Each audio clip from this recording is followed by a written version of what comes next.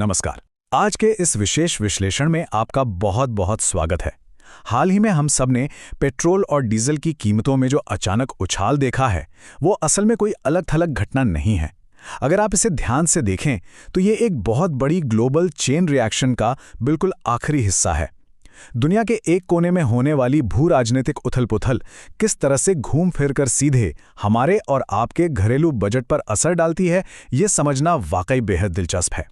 तो आज हम इसी पूरी प्रक्रिया की कड़ियों को स्टेप बाय स्टेप डिकोड करेंगे। तो चलिए बिना देर किए सीधे काम की बात पर आते हैं। आज के हमारे एजेंडे में ये 5 अहम बिंदु होंगे। पहला, वैश्विक कच्चे तेल का झटका। दूसरा, चोक पॉइंट्स और घटती आपूर्ति। तीसरा, रिटेलर्स पर पड़ने वाला भारी दबाव। चौथा, उपभोक्ताओं पर इसका नया बोझ। और पांचवा, संरक्षण का आह्वान। शुरुआत करते हैं हमारे पहले और सबसे अहम पॉइंट से, वैश्विक कच्चे तेल का झटका। जरा सोचिए, कच्चे तेल के बाजार में अचानक से आग क्यों लग गई? दरअसल पश्चिमी एशिया में अमेरिका, इजराइल और ईरान के बीच जो तनाव चल रहा है ना, वो उस पहले डोमिनो की तरह है जिसने पूरी लाइन को गिराना शुरू कर दिया। इसी भारी तनाव की वजह से ब्रेंट क्रूड की कीमतें $72 प्रति बैरल से उछलकर सीधे $100 प्रति बैरल के चौंकाने वाले आंकड़े को पार कर गईं।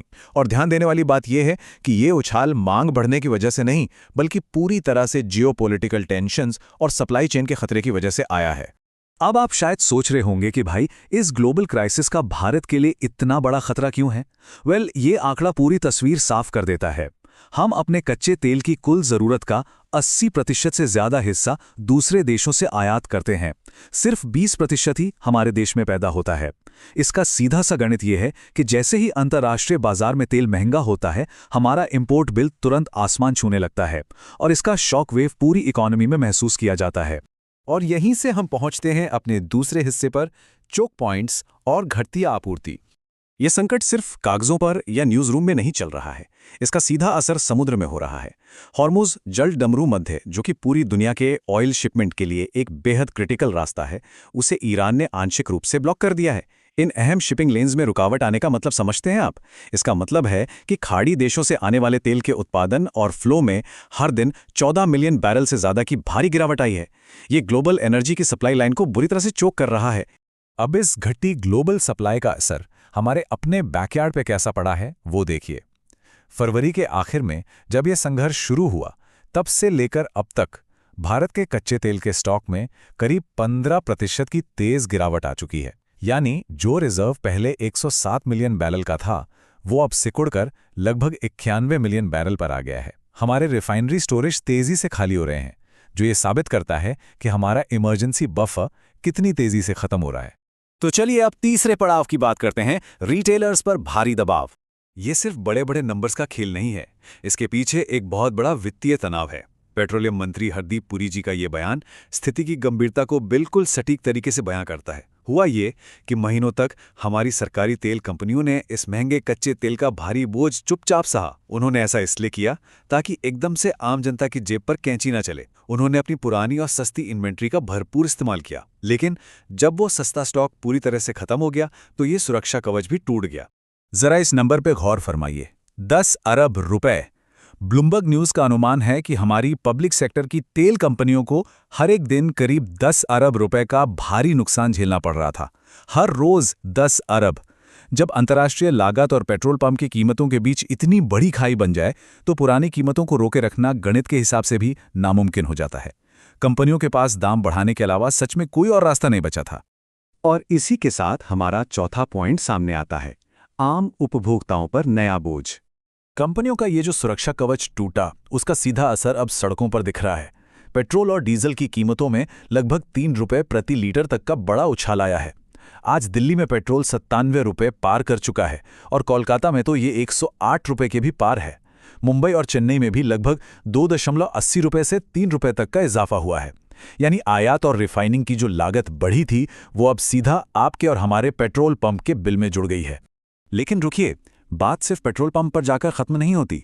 डीबीएस बैंक के अर्थशास्त्रियों का अनुमान है कि फ्यूल के दामों में हुए इस 3 से 5% के उछाल के कारण हमारी हेडलाइन मुद्रास्फीति यानी महंगाई दर में 15 से 25 बेसिस पॉइंट्स की सीधी बढ़ोतरी हो सकती है। सुनने में ये सिर्फ एक इकोनॉमिक टर्म लग सकता है, लेकिन इसका हमारी और आपकी रोजमर्रा की जिंदगी पर बहुत गहरा और सीधा प्रभाव पड़ता है। अर्थशास्त्र में इसे सेकेंड राउंड इन्फ्लेशन कहा जाता है। सिंपल शब्दों में कहें तो जब पेट्रोल डीजल महंगा होता है तो ट्रकों और मालगाड़ियों का ट्रांसपोर्टेशन खर्च बढ़ जाता है। इसका सीधा सा मतलब यह है कि फैक्ट्रियों से निकलकर बाजारों तक पहुंचने वाली हर एक चीज महंगी हो जाती है, चाहे वो ताजे फल हों, सब्जियां हों, आपका राशन हो या फिर रोजमर्रा की यात्रा का खर्च। घूम फिरकर ये सारा एक्स्ट्रा बोझ उसी आम घरेलू बजट पर गिरता है जो शायद पहले से ही महंगाई की मार झेल रहा है। तो अब सवाल उठता है कि आगे क्या? यहीं से हमारा 5वां और आखिरी पॉइंट शुरू होता है, संरक्षण का आह्वान। इस बड़े ग्लोबल झटके से बचने के लिए एक तरह की डिफेंसिव रणनीति अपनाई जा रही है।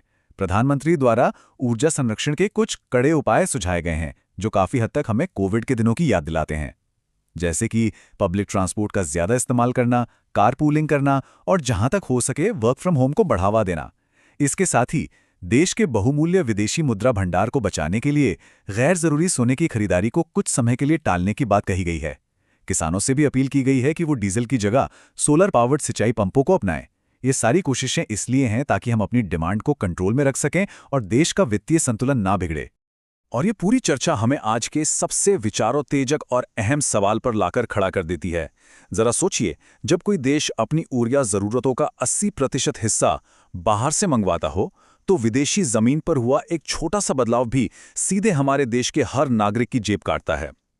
तो इस तेजी से बदलती और अस्थिर होती दुनिया में क्या हम आयातित तेल पर अपनी इतनी बड़ी निर्भरता को लंबे समय तक बनाए रख सकते हैं?